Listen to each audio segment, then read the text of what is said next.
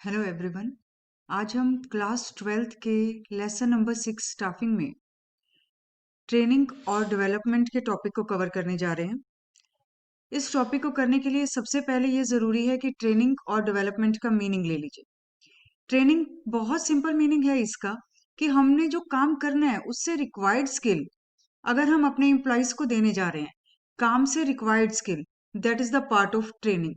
लेकिन अगर हम ओवरऑल पर्सनैलिटी को डेवलप कर रहे हैं, किसी एम्प्लॉय को ओवरऑल ग्रो करवा रहे हैं, then that is the development. अगर सिंपल हम एक स्किल, काम करने वाली स्किल की बात करें, फॉर एग्जाम्पल अगर हमारे जो अकाउंटेंट हैं वो पहले रजिस्टर्स मेंटेन करते थे, उनको अब हम सॉफ्टवेयर की नॉलेज दे रहे हैं, कंप्यूटर की नॉलेज दे रहे हैं, that is the part of training. लेकिन अगर हम उनको मोटिवेशनल या कंसेप्चुअल नॉलेज देने जाएं, motivational means how to motivate yourself, how to motivate others. Conceptual means की प्रॉब्लम आ क्यों रही है और इन द लॉन्ग रन कैसे कैसे इनको सॉल्व किया जाएगा और क्या बेसिक रीजंस हैं, these are the conceptual skills. तो ये इस पार्ट का, ये डेवलपमेंट का एक पार्ट होता है। ट्रेनिंग में हमने सिर्फ उसकी नॉलेज को, उसकी स्किल को अपडेट कर दिया, लेकिन डेवलपमेंट में हमने ओवरऑल पर्सनैलिटी को चेंज किया, उसे ग्रो किया। तो जो ये डेवलपमेंट है हमारा, it is a wide concept. और training training is a part of development. ठीक, इसके बाद अब हम बात करेंगे कि इंपॉर्टेंस क्या है ट्रेनिंग और डेवलपमेंट की हमारे वर्क प्लेस पे, हमारी ऑर्गेनाइजेशन में, एम्प्लॉयज की लाइफ में और ऑर्गेनाइजेशन के स्कोप में। First of all, need of the training for the organisation. एक ट्रेंड एम्प्लॉय ऑर्गेनाइजेशन के लिए एक एसेट होता है। और ऑर्गेनाइजेशन के लिए कौन कौन से बेनिफिट हैं if the employees are trained? Let us go through those points. First is reduced learning time. आपको यहाँ पर ये ध्यान रखना है that these are the benefit for the organisation. ठीक है, यहाँ पे हम एम्प्लॉयज के फायदे के नहीं, we are talking about the benefit of the organisation. reduced learning time. So it is a benefit for the organization that if a employee is trained already, then further he will learn the new things very easily. ठीक है, अगर कोई trained होता है, it means already he has the previous skills, so he can learn the new things very easily. Right, next की बात करें point की, better performance. It is also a positive point for the organisation. If the employees are trained, then definitely what is going to be done, their performance will be better। और अगर उनकी performance better होती है, उनमें efficiency बढ़ जाती है। Efficiency बढ़ती है तो और जो हमारा ऑर्गेनाइजेशन है वो हमेशा बेनिफिट की तरफ जाता है, उसकी ग्रोथ होनी शुरू हो जाती है। राइट, नेक्स्ट पॉइंट है positive attitude formation. If a person is trained, then definitely he is going to have positive attitude. आप एक बात अपने ऊपर लागू करके देख लीजिए, आपका आज एक टेस्ट है और आपको उस टेस्ट की आपकी पूरी प्रिपरेशन है, then you will feel very positive during that day because you are prepared for the test. Similarly, the same thing happens with the employees. If they are trained, then they are having the positive attitude. They will like to do the task easily, happily, right? तो ये उनका एक attitude ऐसा हो जाता है positive, और इस हैप्पीनेस में, इस इजीनेस में they will help the others. तो ये पॉजिटिव एटीट्यूड कहाँ से आया?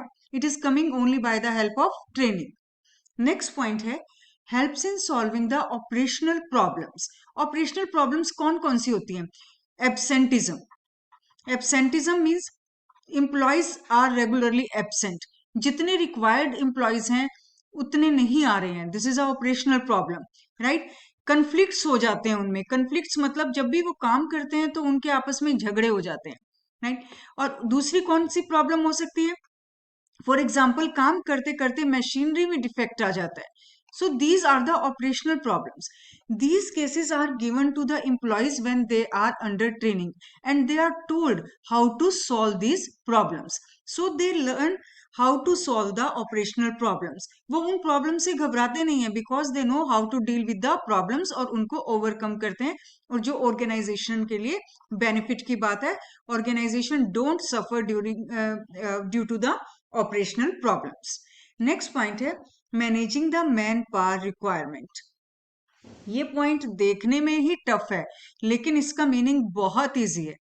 Managing the man power requirement for example हमें कुछ ट्रेंड पीपल चाहिए मार्केट से, but these people are not available, then what can be done by the organisation? They will hire the untrained people. उन्होंने untrained people को ही hire कर लिया और उसके बाद उन अनट्रेंड पीपल को ट्रेनिंग दी। So in this way they are managing the man power requirement.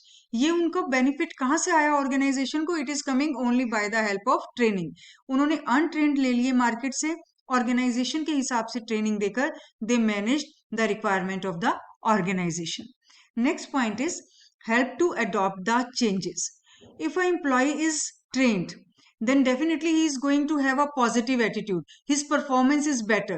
He knows how to deal with the problems.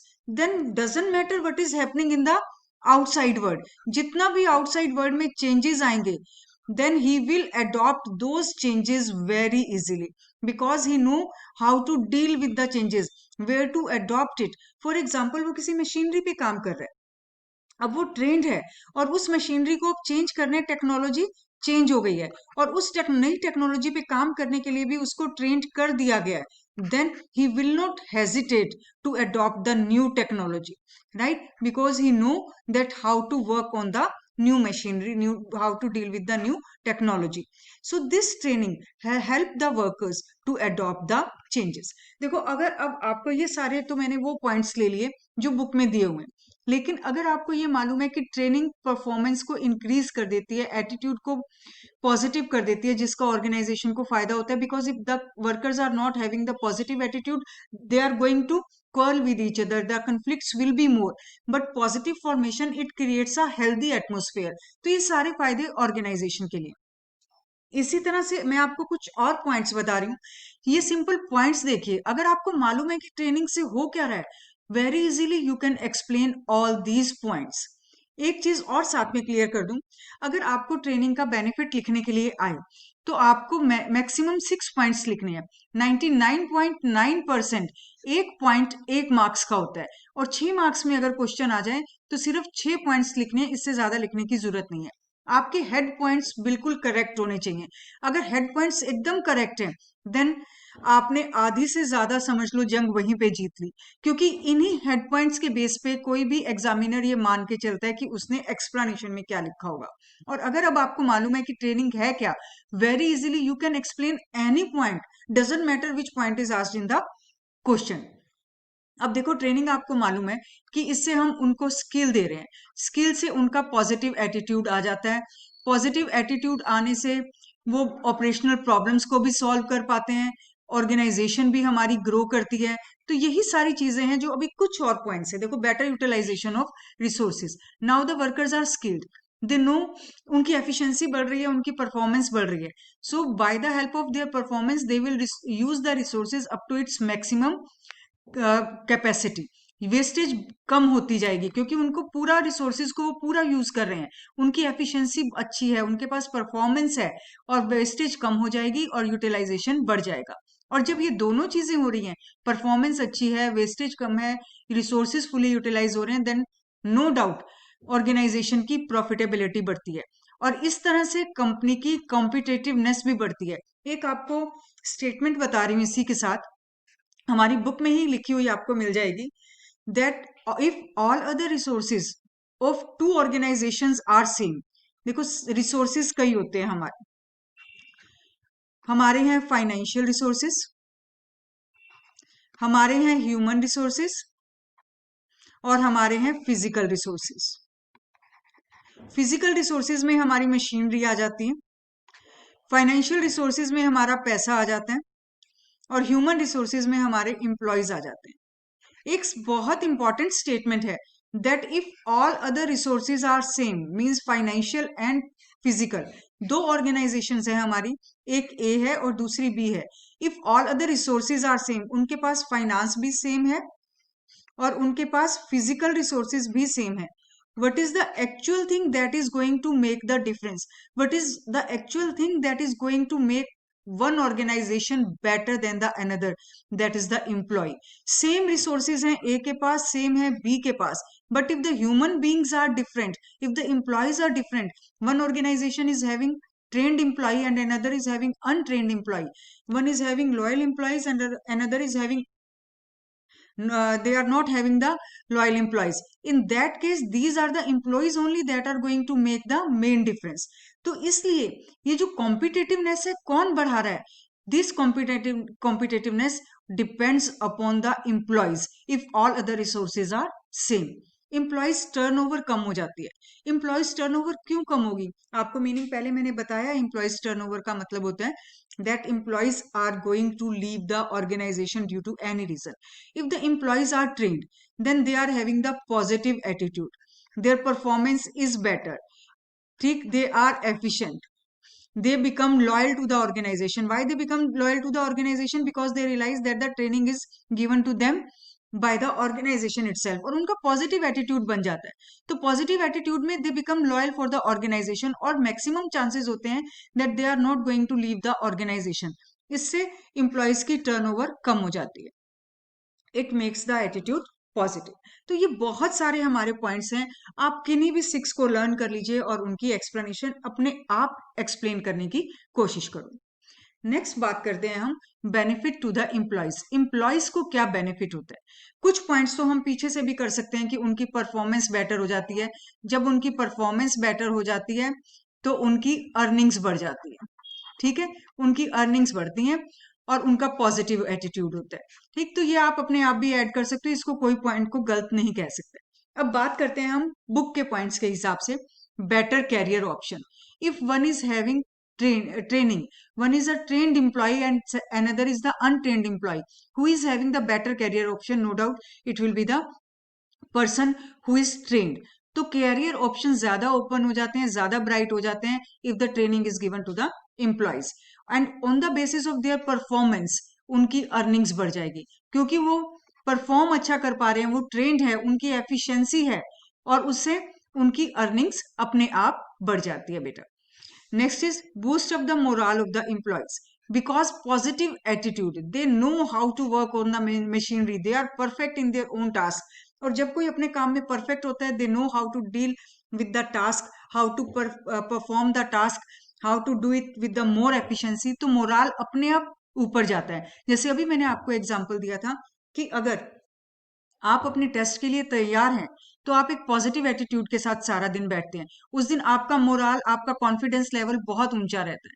So the same is with the employees. If they know how to work, they उनको अपना काम पूरा आता है तो उनका morale organisation में हमेशा हाई रहेगा और एक्सीडेंट के चांसेस बिल्कुल खत्म हो जाते हैं because they know how to work. Because maximum chances are only then maximum chances of accidents are only in one case if they don't know how to work on the machinery. So these are the benefits for the employees. ये देखिए जैसे better career opportunities because now they are trained, they are required at many places.